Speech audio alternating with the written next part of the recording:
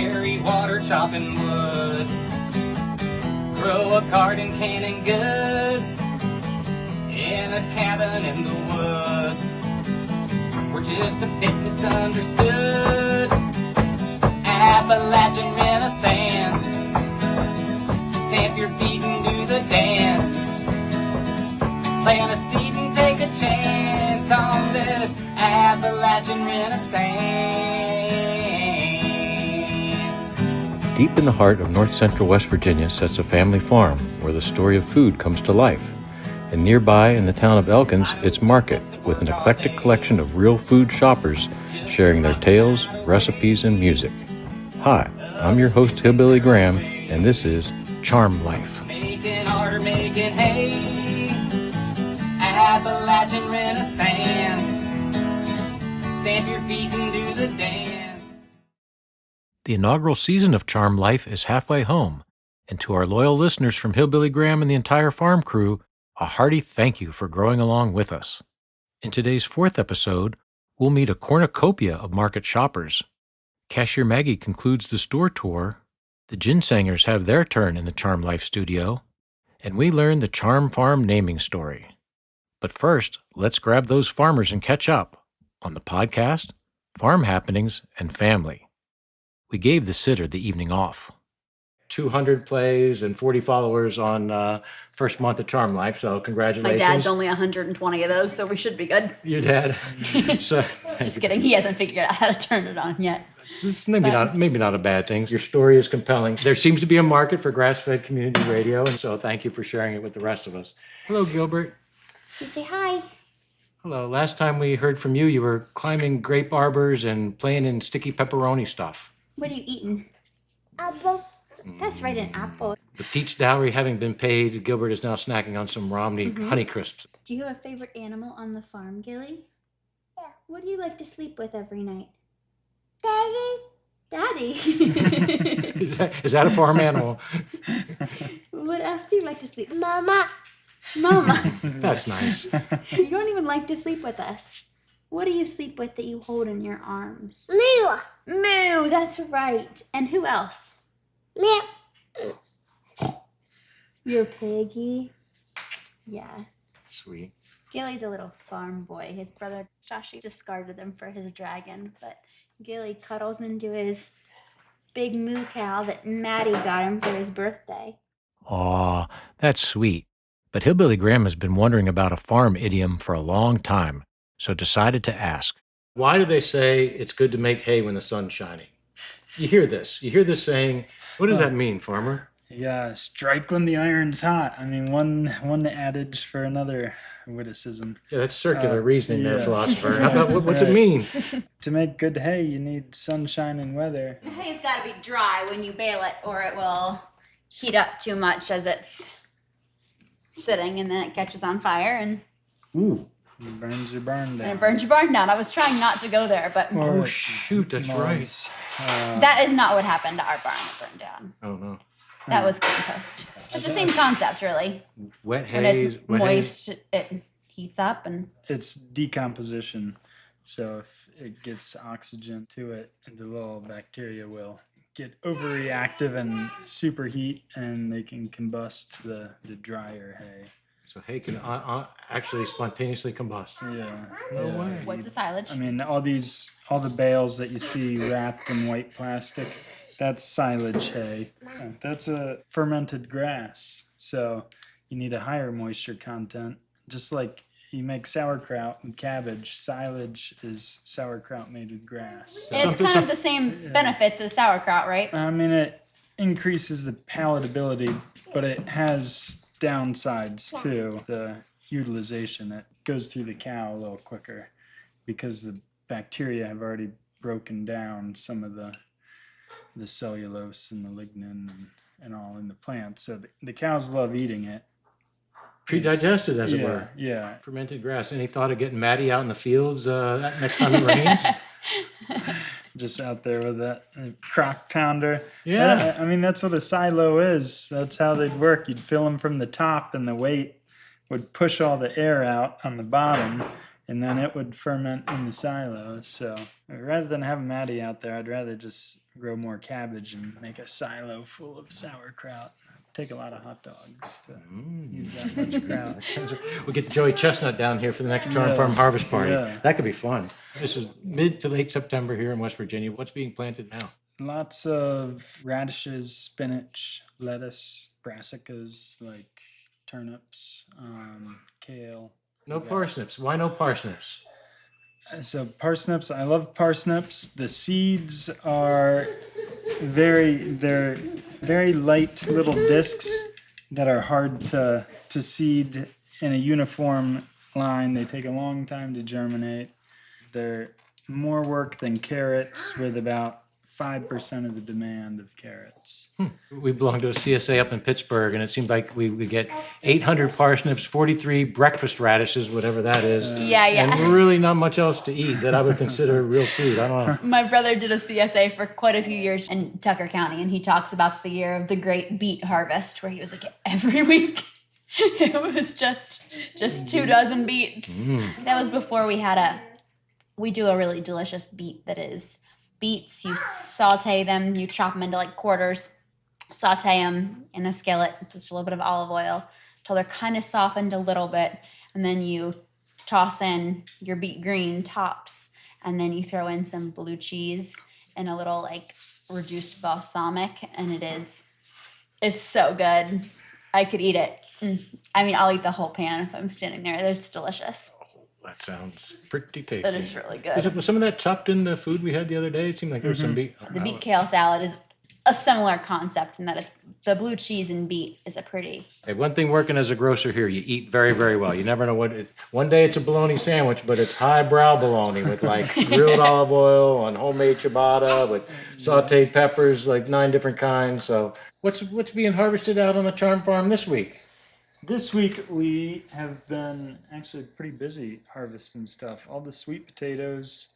It's been a good sweet potato crop. We want to pull those before any danger of frost comes up. And then today we were working on clipping all the winter squash.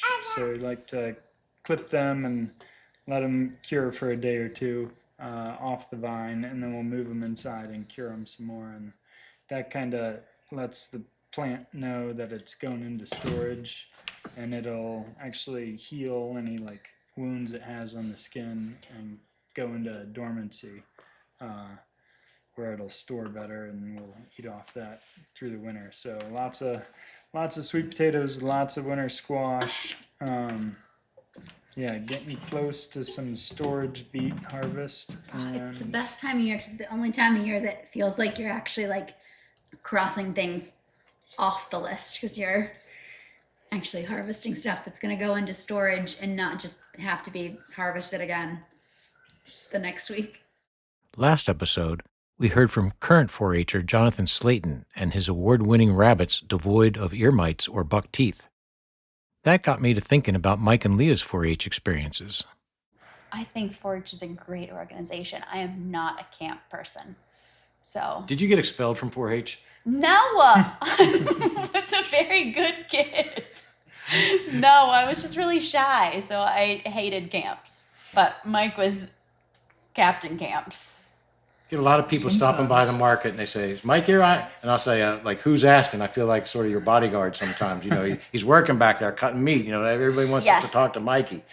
But a lot of times I'll say, "Tell him it's one of his 4-H buddies," and you know, it's hard for me to not let them come through the door. Turn down a 25-year I get that. affiliation. I was at a baby shower for my really, really close. My parents were the maiden. They were in each other's weddings. They were super close family friends. And I went to their son's baby shower, and half the people at the baby shower had all been to 4-H camp with Mike. And they're like, "Oh, we love Mike. You're married to Mike." I'm like, "You guys are supposed to know me. I'm coming back to Romney for a baby shower. You're not supposed to know my husband in Elkins." I mean, that's a cool opportunity for teenagers everyone would converge on Jackson's Mill, and you get to know kids that you wouldn't really run across them any other way. And I think one year I went to 3 or 4 4-H camps. In hindsight, I think it was just like reasonable childcare for my parents to. That $300 a week Yeah, was yeah. really cheap That childcare. yeah. Is that where you met 4-H camp? Sure, we can say that. We can say It'd that. be a delightful story.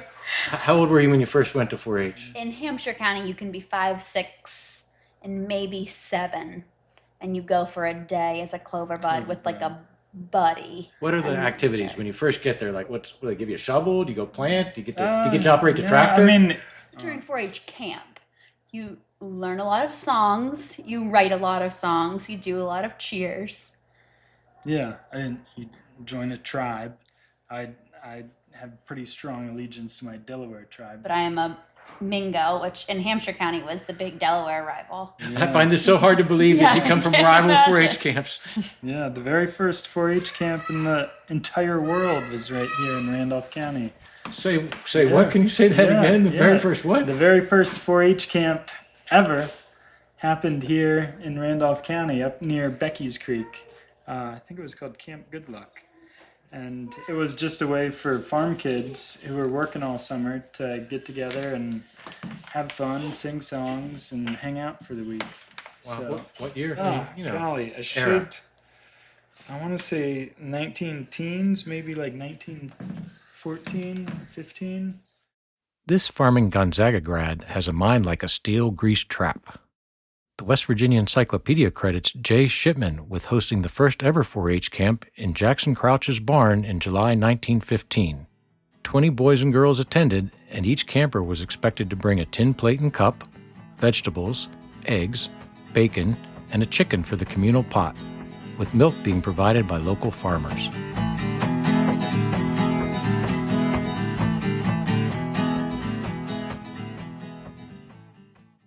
We'll hear more from my most recent bull sesh with Mike and Leah Kwasniewski next time. Now, though, let's check in with a couple of their market customers, clearly of the eclectic variety that is our podcast staple. While describing our baba ganoush samples to a customer unfamiliar with roasted aubergine, I noticed an out-of-town visitor sporting a feel-good T-shirt. You're looking at I Love Bigfoot. He's doing the little heart thing. What is it? He's doing the heart. He loves people. He believes in us, even if we don't believe in him. There's a Bigfoot festival yearly in Sutton at the Bigfoot and Flatwood Monster Museum. Sutton sits on the Elk River, pretty much at the center of West Virginia, about 2 hours southwest of where we are in Elkins. They get people from all of the television shows, Mountain Men, for example. It's a couple days. They do campfire stories, and they even do weddings. Absolutely, you can renew your vows by Sasquatch, and he's ordained. Ordained by the Church of what? Ordained. That I couldn't answer you. Thanks for talking. We'll have your ribeye up shortly. Next, we hear from Mrs. Graham's dear cousin Nancy and her husband Mark, who recently paid a visit to Elkins. Naturally, they were curious about the market Hillbilly was bloviating on about. After pausing at the meat case and wishing they'd have brought their Yeti, Nancy caught me up on some of her retirement activities. I like pumping iron and making myself as strong as possible. And I have been enjoying this since I was 13 years old. I'm 66 now, so 53 happy years of lifting weights. What are you lifting now? Yesterday, I did a squat of 270 pounds and a bench press of 145. I successfully deadlifted 275 pounds and then bumped it up to 295. 295 deadlift, 66-year-old female class. Yes. Nancy, what's your diet like? Well, so started going to the weight room a lot, and so I just got on YouTube and I just saw what the gym bros are eating, and they're like, lots of protein, you must eat lots of protein. And I'm like, yum yum, eggs, steak and eggs for breakfast. How many eggs? 3 eggs and maybe 4 to 6 ounce steak. Well, a farmer's going to be very happy to hear that. I'm sorry you don't live around here. You'd be an excellent customer. In addition to powerlifting, Nancy, I understand you spent some time playing rugby. Quite a lot of time, actually. So I went to MIT as an undergraduate, and one day I was out running around the athletic fields and saw a bunch of women, obviously a team, practicing tackling. And it reminded me of the days after elementary school, you go over your friend's yard and you choose up sides and you play football. They said, come here, you want to play with us? And I said, sure, I'll do that. What do I do? And they said, well, when we give you the ball, you run down there over the goal line. So that's what I did every time they gave me the ball. And your prowess on the field was rewarded. I understand you had a place on the national team? Well, not immediately. I spent quite a few years learning how to play from one of the best coaches ever, Kevin O'Brien, who's in the U.S. Rugby Hall of Fame now. Nancy's husband, Mark, was nearby surveying the bulk goods when I asked him what it was like being married to such a competitive athlete. It's a good thing I like watching sports, no matter what sport it is. I just follow her around and watch what she does. We play tennis together. I'm just imagining this powerlifting rugby player playing tennis. I've got to watch out for those serves. They go by me before I know they've even come across the net. Yeah. Next family mixed doubles match, you can play net, honey. I mean, it's your cousin. So you're getting ready to start this bike tour, and I understand Mrs. Graham started you off this morning with the Charm Farm breakfast. What did you have this morning? Oh, man. Those maple chicken sausages were amazing. And fresh eggs scrambled.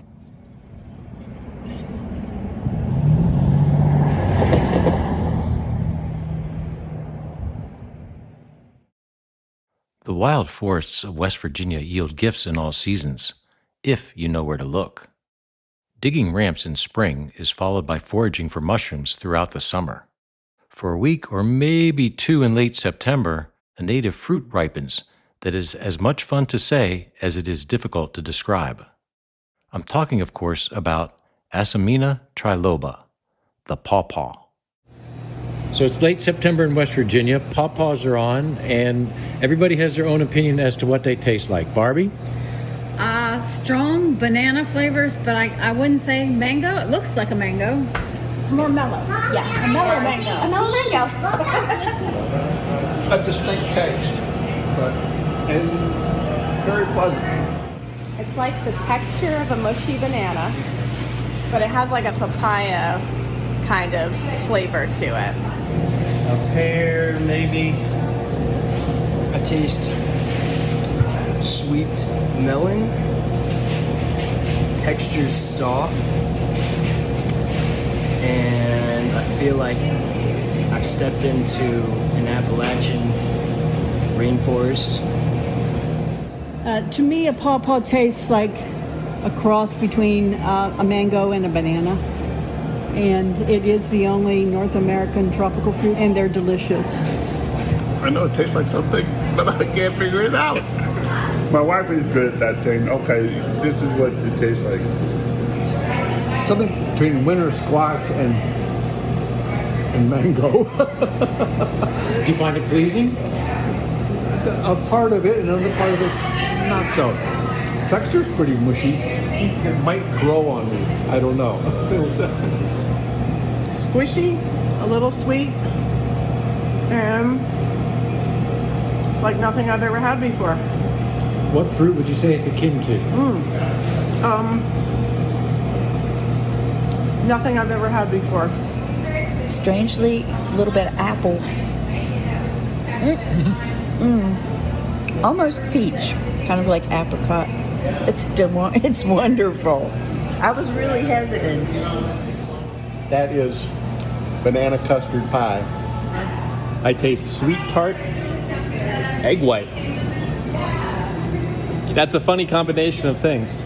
They're creamy, kind of like custardy, but there's like something else. Like vanilla. I was explaining it to folks as a custard banana, part mango, the mountain mango.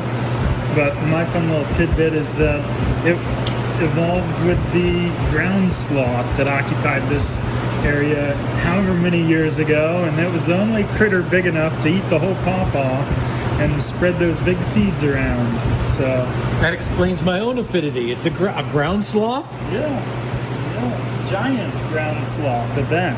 Mike, you're full of fun facts. The mountain mango, the hillbilly banana, no matter what you call the pawpaw, not all were fans.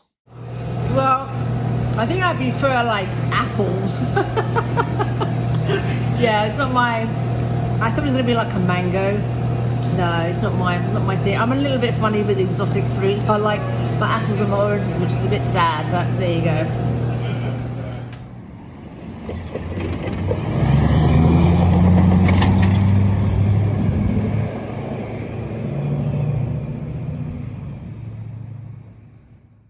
It's a Saturday morning here at the Charm Farm Market, and I'm honored and blessed to be in the presence of Connie Townsend and Dave Parker, aka the Ginsangers.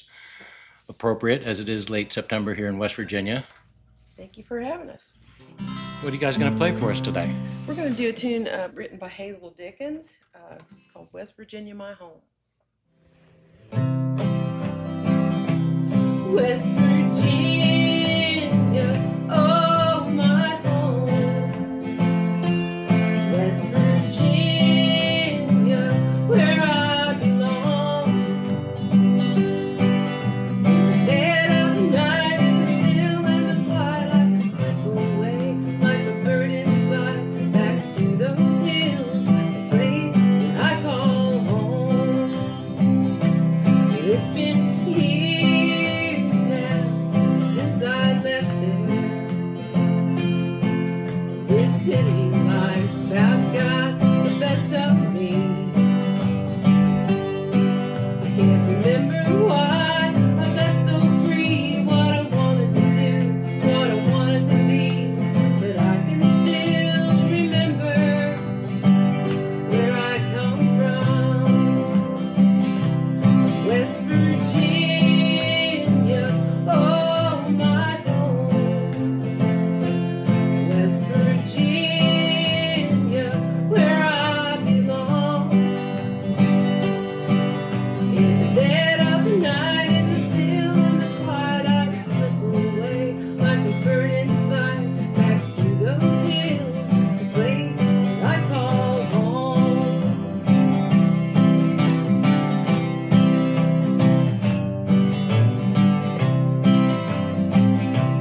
Well, I paid the price for the leaving.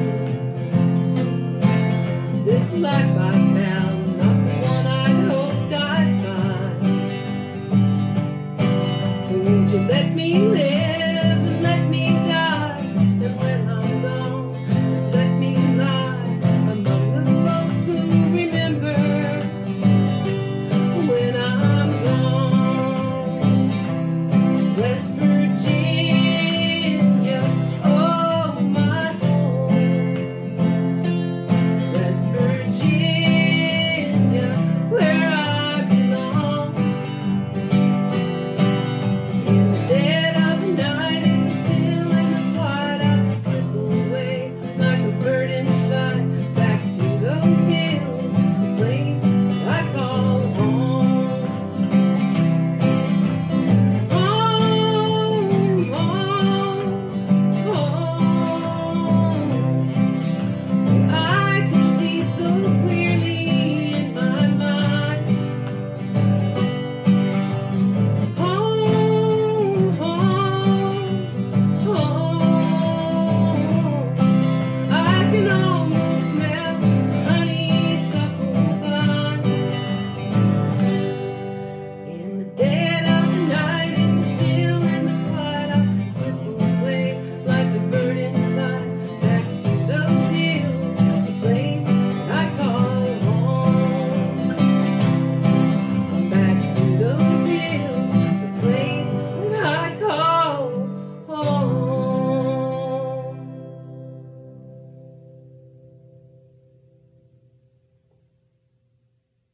I asked Connie if her song choice reflected her own life's dilemma and learned of a chance encounter still harmonizing to this day.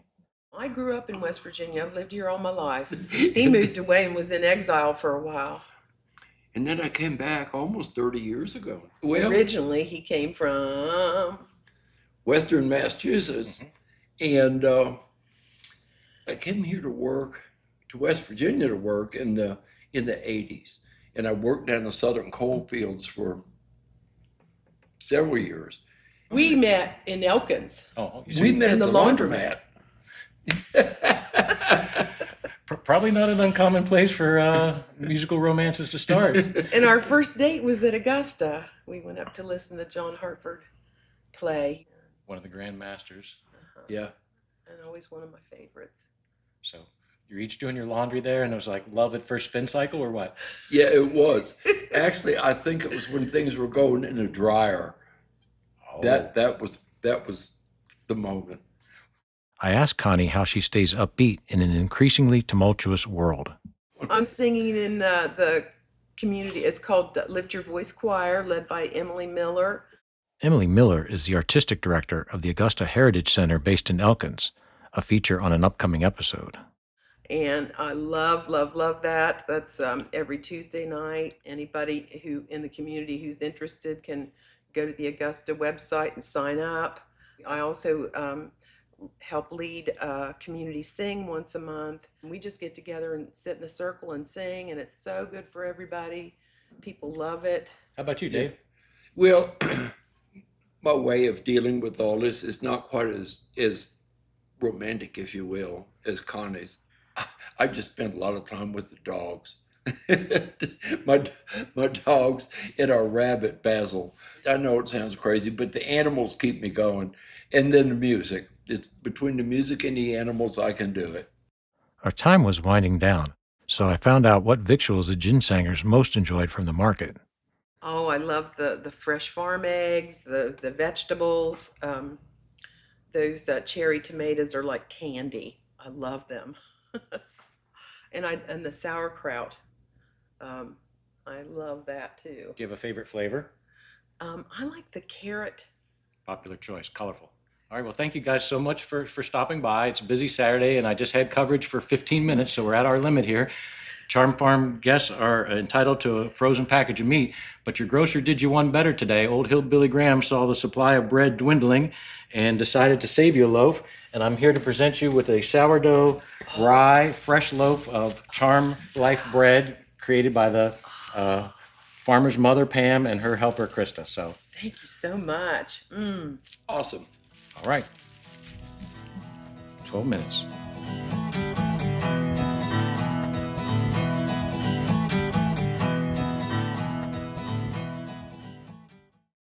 Let's depart the downtown Elkins laundromat where the Ginsangers took root and explore a couple of rail spur towns of our Randolph County hub.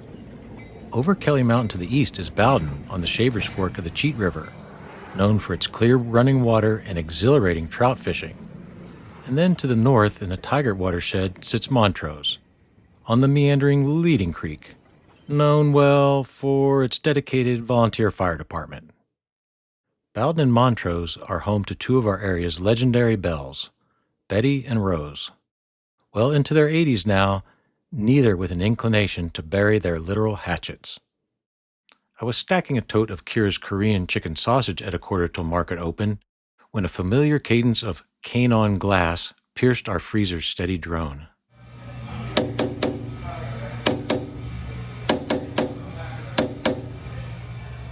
Good morning, Betty. Good morning, HG. How are you? I'm well. I can see you're the early bird trying to find the best tomato once again. Oh, yes, you know me very well. What's on your shopping list today, Betty? Tomatoes. Tomatoes. Naturally. And I'm partial to the eggs and the chicken every time. Well, I like to do a little marinade with a little bit of parsley and lemon. Make them spicy, you know. Uh-oh. I'll be right with you, Betty. There's a little trouble here in the market. I can see from my area behind the case that Montrose Rose must be a little mixed up on her days. She's here at the market, and it's Wednesday. You got something fresh for me in there or what? Rose, what are you doing here? Don't you know it's Wednesday? You know that Betty has rights to the store on Wednesday, and you remember what happened last time you were here on the same days. I know, I still got a bruise. It's been a couple months. How are you doing, Betty? I'm doing right well, thank you very much, Rose. What's growing in your garden these days? Well, these days I'm mainly just fostering my perennial flowers. My cosmos are blooming perfectly as these autumnal colors are starting to arise. Well, That's what I call it. cosmos, they're quite hardy and easy to cultivate, I found. But sunflowers now, let me tell you, I've got a sunflower head that is pushing 17 inches across. I saw that green stake holding that sunflower up. I don't stake my sunflowers. What are you talking about? Mm-hmm. Rose, careful. Are you accusing Betty of cheating? I'm not saying those words exactly. Those are yours, Hillbilly Graham. I'm just saying they ought to take a closer look. Story I heard to make sense of all this feuding was back in the 1950s, Elkins football Tiger star and subsequent Pitt All-American Marshall Biggie Goldberg was the object of both our Bells' affection. And as can happen, homecoming didn't go well. Well, it all started with the jitterbug.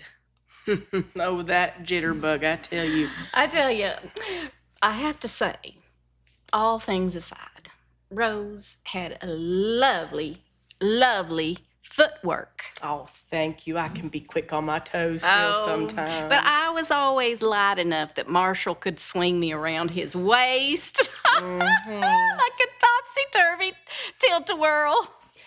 I will say, it did start with the jitterbug, and I was good on my feet, and I was charming him. I swear I had him that night of homecoming. I was working my feet on the floor, and he looked at me in the eye, and those eyes. I know, those eyes, greener than the shaver's fork, I say. Right. Lordy, you're right about that. Yes. Oh, our Marshall.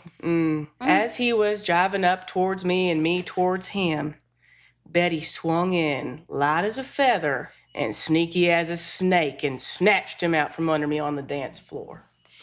Well, as far as I was concerned, he was fair game after a big game. Oh, my, I swear, you've always been like that. You just want what's mine every time. I just want what I want. Like I want tomatoes and chicken from the Charm Farm. That's what I want today. No 911 or EMS call this time with Betty and Rose co-shopping, so we'll call it a win and hope they keep their days straight next week. In the last two episodes, Cashier Maggie has shown Hillbilly Graham the food receiving and production area in the back, and the coolers in the building torso. Now let's finish off our tour of the Charm Farm Market and Butcher up front in the retail area. So we've just emerged from the meat cooler. This is an area I know well, the meat case. We have all of our steak cuts. They slaughtered chickens yesterday, so we do have fresh chicken today, which is exciting. So these birds were clucking happily out on Georgetown Road as late as yesterday. Well, they're eating real grubs and crickets and real food that birds like to eat, so that's score one for the chicken on that. Yeah. We've got some of our deli meats in the case right now, pastrami, bologna. Do believe we have bacon and ham in the smoker. Okay, moving around the case, we are moving past the wild-caught North Carolina seafood section. Now, Mike likes to tout that his stuff is all raised out on grass, out on Georgetown Road. How's he raising wild-caught North Carolina seafood? This is a guy Mike used to do, I think, yearly trades with beef for seafood. They've been bringing it up for us every so often. Scallops, crab meat, and shrimp. So it's not true that it comes in on the Ocracoke to Beverly Intercoastal Waterway? No, that is not true. Moving around, we're over at the frozen meat section. Oh boy, we've got a cornucopia of things here. So we have a lot of frozen chickens. We have chicken feet, chicken gizzards, chicken liver, chicken necks, chicken wings, chicken thighs, chicken breast, jerk chicken, and then lemon pepper drumsticks. We've got all of our sausages and pork creations in here that the lovely Kira likes to do.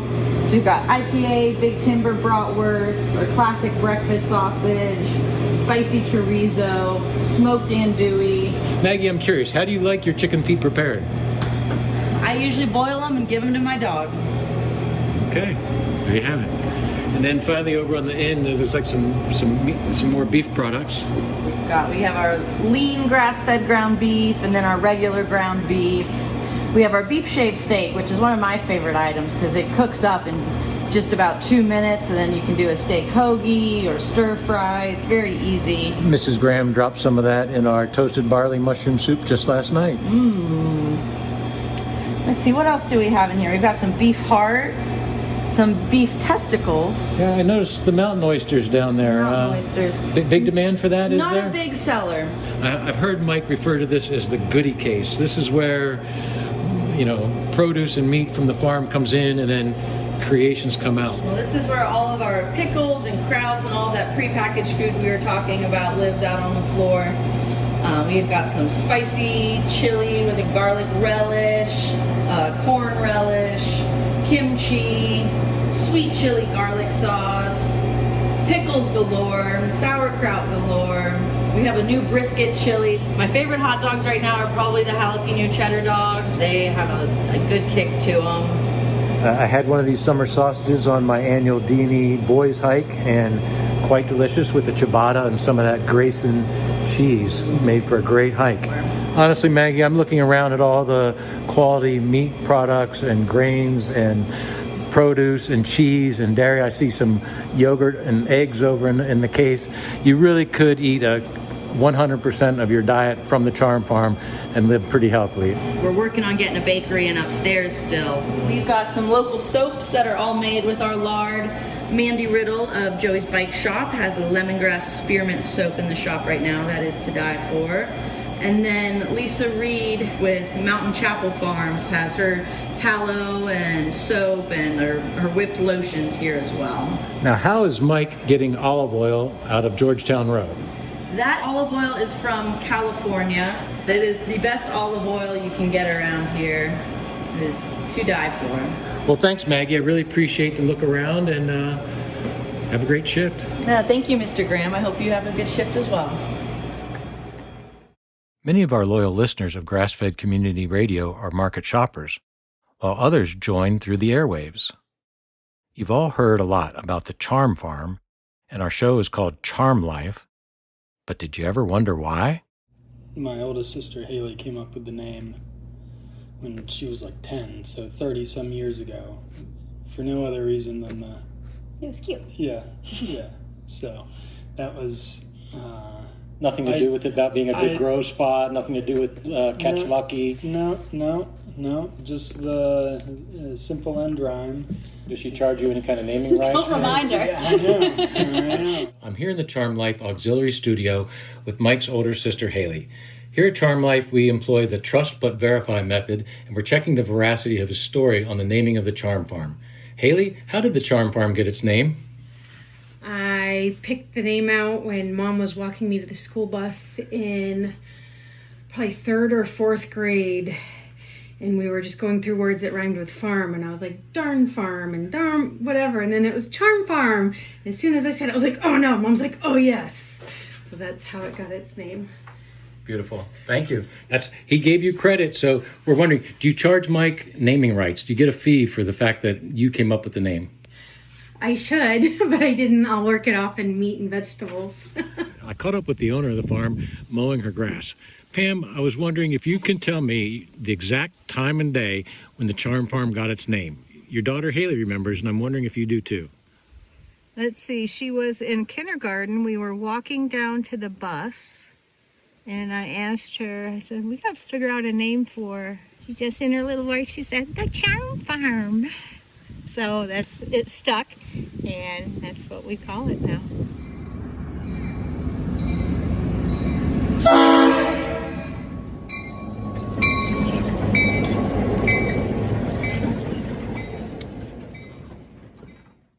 Thanks for joining us on your source for Grass-Fed Community Radio. Next episode, From Below the Counter returns, and we visit with Augusta Heritage Executive Director Seth Young and welcome musical guest Jesse Milnes. All that and more right here on Charm Life. Carry water, chopping wood. Charm Life is a production of Hillbilly Graham Presents. Unauthorized use or rebroadcast without express written permission is strictly prohibited. Why anyone would want to is mysterious, but I've always wanted to say that. Wish Awake jams our theme song, and Harrison Rosenblum puts all this together. Stamp your feet and do the dance. Plant a seed and take a chance on this Appalachian Renaissance.